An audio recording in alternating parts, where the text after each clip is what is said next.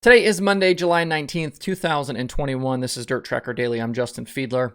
Coming up, we talk Kings Royal, the Outlaw late models up north, a tightening Lucas points battle, and much more from the weekend. Before we dive in, if you like what I'm doing here, please subscribe to the show, leave a review, and hit those follow and notification buttons depending on where you consume this. Make sure to follow at DIRTRACKR on Twitter, Instagram, Facebook, and TikTok. And don't forget, DIRTRACKR.com has a bunch more cool dirt racing stuff. Now let's get going. The 37th and 38th Kings Royals are now in the books, and we crowned two new kings at Eldora. Tyler Courtney started out the big money Saturday by taking the 38th Kings Royal and the $175,000, and Kyle Larson closed out the day by getting his 37th crown and his first ever crown jewel victory. The story of the day's first Kings Royal was Brad Sweet and Courtney. Sweet led laps 2 through 19 and looked to be the strongest in the field, but he was the victim of a flat right rear, as were several other drivers, including Lachlan McHugh, and he was forced to the work area under a caution right at halfway. He eventually raced back to a 9th place finish. Out front, though, Sweet's issues handed the lead to Courtney, who started second and led the first lap of the race. And over the second half, it looked like the track took rubber, kind of forcing everyone into that middle lane. Courtney was able to hold David Gravel at bay and take down a huge victory in his first full-wing sprint car season. The All-Star points leader was crowned King Tyler the 38th and banked $175,000. Gravel actually crossed the finish line second, but rolled across the scales 4 pounds light and was DQ'd. That promoted Danny Dietrich to second. Darren Pittman was third in the Speed Lab 39. Bill Baylog finished fourth, and Sheldon Hodenshield hard charged from 23rd to finish fifth. That was after transferring in from the B-Main. Sheldon was the only full-time Outlaw driver in that top 5. It was one hell of a performance from Sunshine. He stayed within striking distance of Sweet early in the going, and then he kept enough right rear tire on it to make it to the end. In just a short time in 2021, he's become one of the guys to beat in a wing sprint car. After Sunshine's victory, we took a break, did some track work, and gave the team some time to work on their cars, and then we started all over again. A couple of drivers who had a rough start to the day were looking for redemption in the second program. Both Kyle Larson and Brent Marks went for wild rides and ended up with damaged race cars, and both would rebound to make the second feature after missing the afternoon show.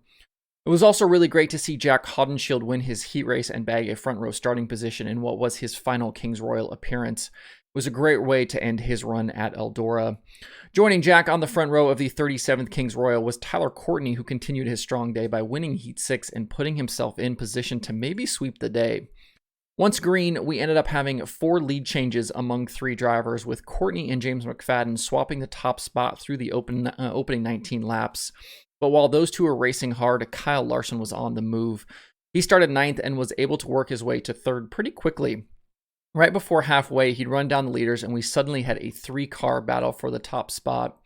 A couple of big moves, and Larson took over for good on lap 20. He went basically unchallenged the rest of the way to be crowned King Kyle the 37th and win his first Kings Royal and first real crown jewel of his career. Sheldon Hodenshield finished second, Carson Macedo third, Tyler Courtney ended up fourth, and Brad Sweet rounded out the top 5 after spinning early in the race. It was a great drive from Larson going 9th to the win, and it was one hell of an effort from Paul Silva and his guys to get that car put back together after crashing in the earlier B-Main. I also want to give a quick shout out to Jacob Allen. He went 13th to 4th in the B to transfer to the feature, then drove from 24th to finish 9th and bagged the day's hard charger. With these 2 races complete, I can't say I'm super surprised by the winners. Both are incredible race car drivers, and both were going to be strong this week. I am surprised a bit, though, that we didn't have a full-time Outlaw guy win one of these races, especially with how good Sweet and Macedo and Gravel have been lately. We ended up having 15 guys make both features. They were Courtney, Danny Dietrich, Bill Baylog, Sheldon Macedo, Schatz, Rico, Sweet, Spencer Baston, Brock Zierfoss, Paul McMahon, Logan Schuhart, Corey Eliason, Gio Selzy, and Gravel. On Sunday, we closed out the weekend with the 12,000 to win night before the Kings Royal, which was originally scheduled for Friday. And at the end of the daytime show, it was Carson Macedo bookending the weekend with the victory over Brian Brown, Sweet, Baston, and Schatz. Macedo held off a charge from Brownie and drove away to his 7th win of the season, and in doing so, chopped a little more out of Sweet's championship lead. It's now 114 points with another busy week of racing coming up. That's 57 positions. Coming up, the Outlaws are at Lernerville tomorrow for the Silver Cup, and then Williams Grove is on tap for Friday and Saturday for the Summer Nationals. We'll have more on the Outlaw Week as things go. With the World of Outlaws Late Model Series this weekend, we had 3 northern shows and 3 different winners. On Friday at River City's pole sitter Dennis Erb Jr. battled with Cade Dillard and Jimmy Mars through the feature, but drove away late to win his 3rd race of the season. Mars, Ryan Gustin, Dillard, and Brandon Shepard completed the top 5. On Saturday at I-94, it was all Frank Heckenast Jr. He started on the front row and led all 40 laps en route to his 2nd Outlaw win of the season and 3rd of his career. Bishop, Tyler Bruning, Chris Madden, and Gustin were the rest of the top 5 there. And Sunday night at Red Cedar, Ricky Weiss started on the pole. He led the first 7 laps, but the Rocket House car was quickly on his heels. Except for a brief pass by Cade Dillard on lap 20, it was all Shepard out front, with him leading 32 laps en route to his 4th win of the season. Dillard, Madden, Mars, and Weiss all grabbed top 5 finishes behind him. A few observations from the weekend. First, what a year it's been for Frank Heckenast. He was a full-time Outlaw driver in the past and only had a single win, but now suddenly has 2 wins in his past 6 starts. Also, the rookie battle and the fight for 3rd through 7th in the standings is super tight right now. Gustin has closed to within 100 points of Bruning, and those drivers in 3rd through 7th are only split by 116 points. We'll see a lot of movement from those positions, I think, going throughout the summer here. Out front, Chris Madden continued his top 10 streak, but it just wasn't enough. Shepard hasn't finished worse than 5th over his last 12 series starts, which includes 3 wins, and he stretched the points lead out another 20 points, with the gap back to Madden now at 88.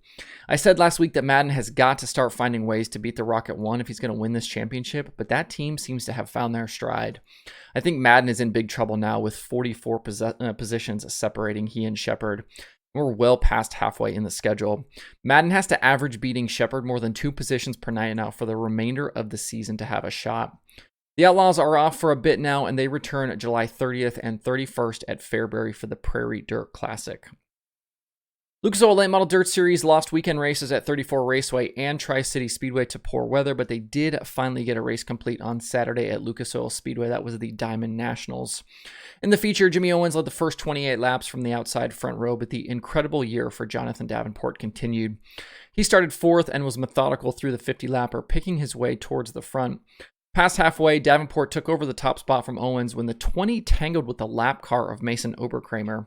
Superman then led the rest of the way to earn his 6th Lucas win of 2021. Josh Richards hard charged from 14th to finish 2nd, with Kyle Bronson, Stormy Scott, and Earl Pearson Jr. completing the top 5. The win for JD and a 12th for points leader Tim McCready has tightened up the standings. McCready's streak of 18 straight top 10 finishes was busted, and he's now only 70 points clear of the 49. That's potentially less than 14 positions between the two now for the championship lead. Hudson O'Neal continues to give up ground in 3rd, as he's now only 35 points ahead of Kyle Bronson. The series kicks off a 5-race week at I-80 Speedway in Nebraska starting tomorrow, I believe. And if things go well for Davenport, he could very easily leave the week with the points lead. We'll have more on what's ahead for Lucas on tomorrow's show. And in Nebraska over the weekend, the USAC National Midgets closed out Mid-America Midget Week with 2 race nights at Jefferson County Speedway. Friday night, it was Tanner Thorson leading all 30 laps to bag his 2nd consecutive series win. Kevin Thomas Jr., Chris Wyndham, Emerson Axum, and Justin Grant finished 2nd through 5th. Points leader Buddy Kofoid was caught up in an incident and had to go to the rear early on. He ended up 14th. And Saturday night in the finale, Logan Seavey was out front for most of the feature, but we had drama late in the going. The leaders were in lap traffic and into turn 1 with 8 laps to go. 2nd place Emerson Axum got into the rear of Seavey, sending him spinning out of the lead. There was a lap car in front of Seavey, and it looked like he was maybe trying to move to the middle and make a pass on exit, but Axum was already there. Seavey and crew chief Jerome Rodella were none too pleased with Axum, but I do think this was just a racing deal. It didn't appear to be intentional at all, and the two had been racing really tight for much of that feature. Over the final 7 laps, Axum held a hard-charging Buddy Kofoid at bay and drove away to his 2nd win of the year. Kofoid finished 2nd, Wyndham 3rd, Justin Grant 4th, and Dazen Persley was 5th. Leaving the weekend, the points battle is much closer, with Wyndham only trailing Kofoid now by 37 points. Axum is 3rd, Grant 4th, and Tanner Thorson in 5th. It ended up being kind of a rough and tumble week of midget racing, with lots of guys and girls mad about the racing. The midgets go quiet now until Eastern Midget Week, which starts August 3rd at Grandview Speedway in Pennsylvania. In weekend Summer Nationals action, Ashton Winger stayed hot, winning the Saturday night show at Oakshade. The Friday race at Hartford was canceled due to rain. Winger was followed at Oakshade by points leader Bobby Pierce, Tanner English, Rusty Schlenk, and Jeep Van Wormer. In modified action, Hunt Gossam grabbed his first win of 2021 on Saturday at Oakshade, while Nick Hoffman was the Sunday winner at Terre Haute. The Summer Nationals continue Thursday at Springfield Raceway in Missouri. Other weekend late model winners include Josh Rice in Southern Nationals action at Friday at Beckley. Brandon Overton grabbed the $20,000 to win show, the Carolina Sizzler at Charlotte. Jacob Hawkins was an Ironman winner at Tyler County. Mike Marlar bagged $10,000 at Randolph County. And Dylan Brown was an all-star winner at Charlotte. For more on the late model weekend, check out dirtondirt.com. With Power Eye, Brent Cruz won the Saturday show at Grain Valley over Tanner Berryhill and Kaylee Bryson, while Ken McIntosh won the Sunday race over Bryson and Bryant Wiedemann. Other weekend open wheel winners included Matt Jewell at Jackson Motorplex, Matt Covington with the ASCS at US 36 Raceway. Freddie Raymer won on Friday at Williams Grove. Colby Copeland swept the Cottage Grove weekend as part of the Western Sprint Tour. Justin Henderson won both the 410 and Pro Sprint features at Knoxville. Sean Becker bagged the King of the West show at Ocean, and AJ Flick was the Sunday 410 winner at Tri-City. To see a full list of winners, visit tjslideways.com. There are 2 items on the streaming schedule for today, both of them on Flow Racing. Besides Flow 24/7, they have the Southern Nationals late models from Volunteer Speedway in Tennessee. To see the full daily streaming schedule with links to watch, visit DIRTRACKR.com/watch tonight. That's it for the show today. Hope everybody has a good Monday. If you have thoughts about the topics on today's show, please leave them in the comments below or tweet at me. Thanks everybody for tuning in. We'll see you tomorrow for more Dirt Tracker Daily.